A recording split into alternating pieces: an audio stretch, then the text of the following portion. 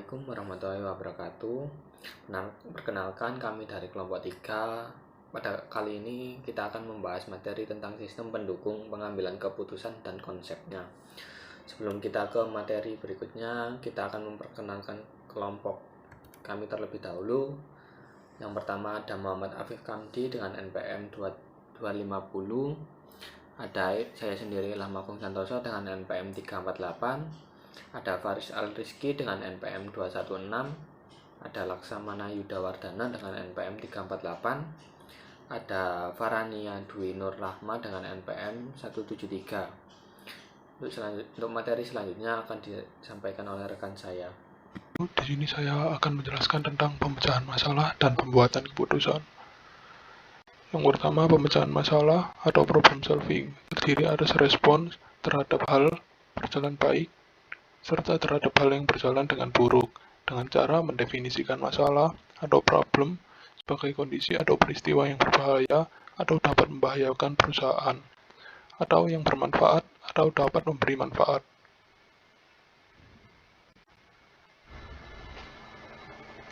Selanjutnya, fase pemecahan masalah. Orang yang memecahkan masalah terlibat dalam 1. Aktivitas intelijen mencari di sekitar lingkungan kondisi yang harus dipecahkan. 2. Aktivitas perancangan menemukan, mengembangkan, dan menganalisis tindakan yang mungkin dilakukan. 3. Aktivitas pemilihan memilih tindakan tertentu dari beberapa yang tersedia. 4. Aktivitas pengkajian memeriksa pilihan-pilihan yang lalu. Selanjutnya adalah kerangka pikiran pemecahan masalah. Di sini ada dua kerangka berpikir yang berguna dalam pemecahan masalah. Yang pertama ada model sistem umum perusahaan, di mana penyederhanaan objek yang terdiri dari berbagai jenis model yang digunakan oleh perusahaan beserta kegunaan model itu sendiri, yang mana di sini itu mempengaruhi di perusahaan agar mempermudah pengertian, komunikasi, dan juga memperkirakan masa depan. Yang kedua ada model 8 elemen lingkungan. Di sini lingkungan suatu perusahaan tidak persis sama dengan lingkungan perusahaan yang lain. Contohnya itu sebuah bank memiliki lingkungan yang berbeda dari sebuah toko alat-alat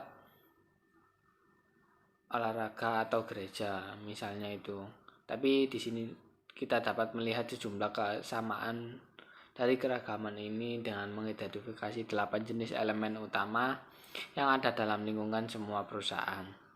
Nah, elemen-elemen lingkungan ini adalah organisasi atau individu yang berada di luar perusahaan dan memiliki pengaruh langsung atau tidak langsung pada perusahaan. 8 elemen ini itu terdiri dari masyarakat, pemasok, pelanggan, serikat buruh, keuangan, pemegang saham atau pemilik, pesaing, dan juga global. Selanjutnya yaitu ada pendekatan sistem.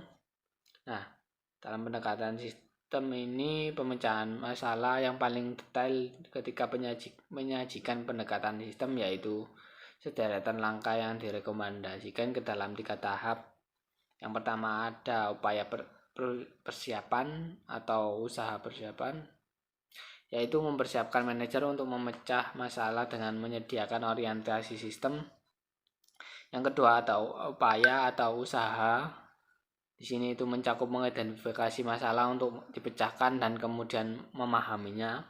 Dan yang ketiga ada upaya pemecahan atau solusi. Di sini itu mencakup mengidentifikasi solusi alternatif yang terbaik, menerapkannya dan menindaklanjuti untuk meyakinkan bahwa masalah tersebut dapat dipecahkan.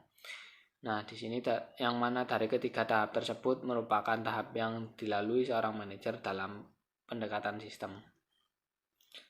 Selanjutnya yaitu ada pentingnya cara pandang sistem.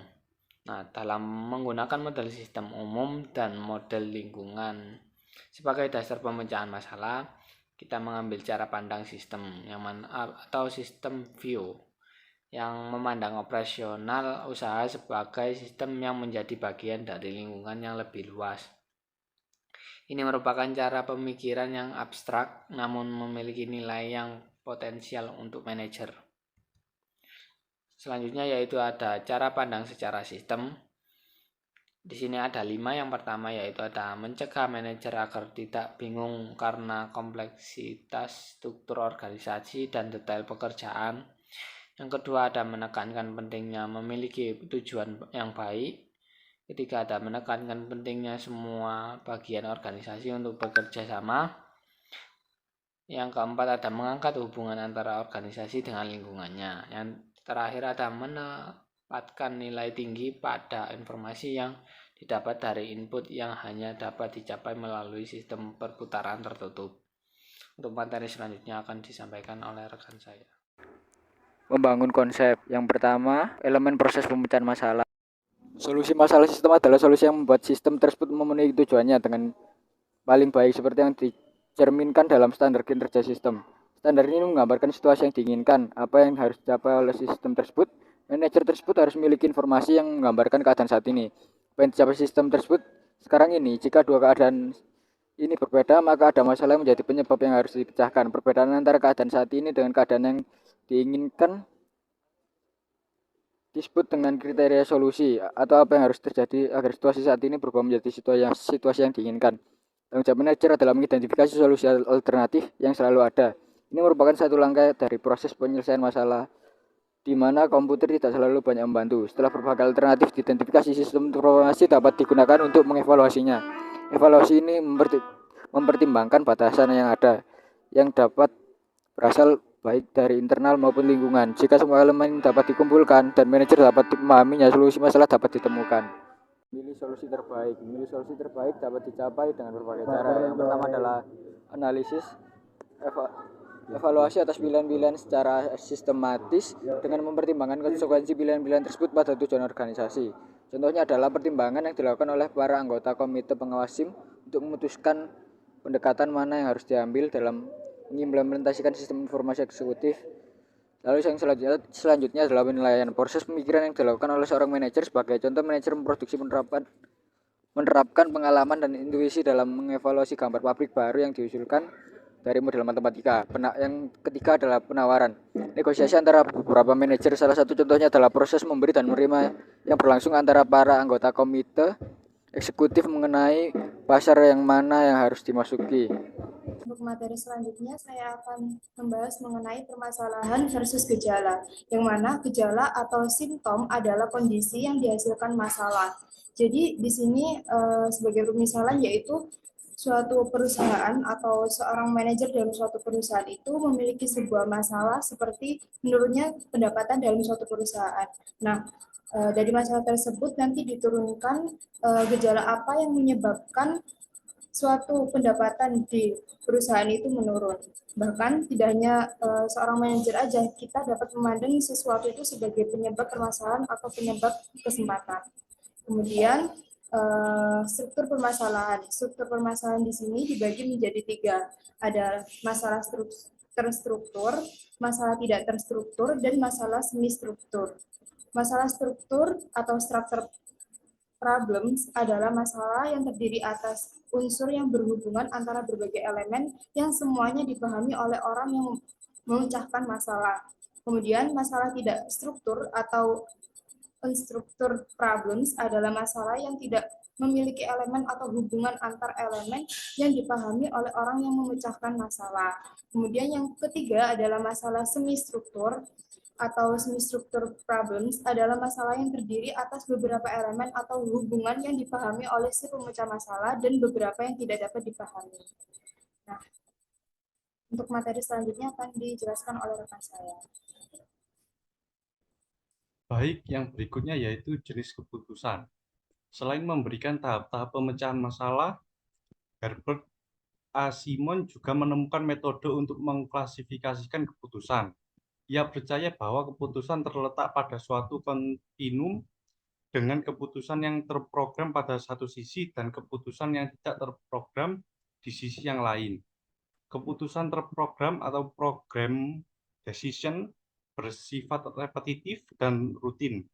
Dalam hal prosedur tertentu digunakan untuk menanganinya sehingga keputusan tersebut tidak perlu dianggap de novo atau baru setiap kali terjadi.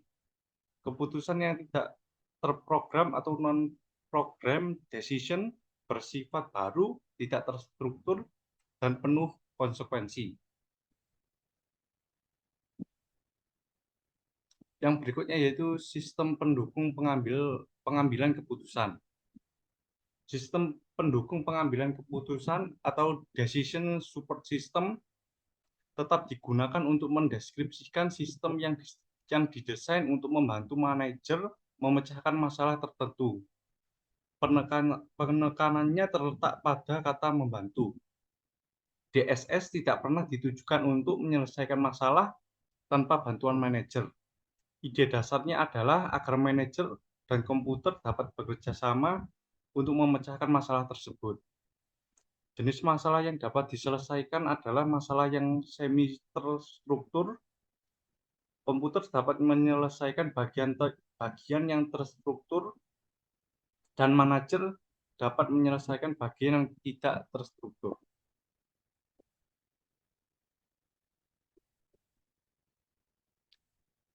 Yang berikutnya yaitu model DSS. Ketika DSS untuk pertama kalinya dirancang, model ini menghasilkan laporan khusus yang berkala serta output dari model matematika. Laporan khusus ini berisikan respon terhadap permintaan basis data. Setelah DSS diterapkan dengan baik, kemampuan yang memungkinkan para pemecah masalah untuk bekerja sama dalam kelompok ditambahkan ke dalam model tersebut. Penambahan peranti lunak groupware memungkinkan sistem tersebut untuk berfungsi sebagai sistem pendukung pengambilan keputusan kelompok atau Group Decision Support System atau GDSS yang terbaru. Kemampuan kecerdasan buatan juga telah ditambahkan beserta kemampuan untuk terlibat dalam OLAP.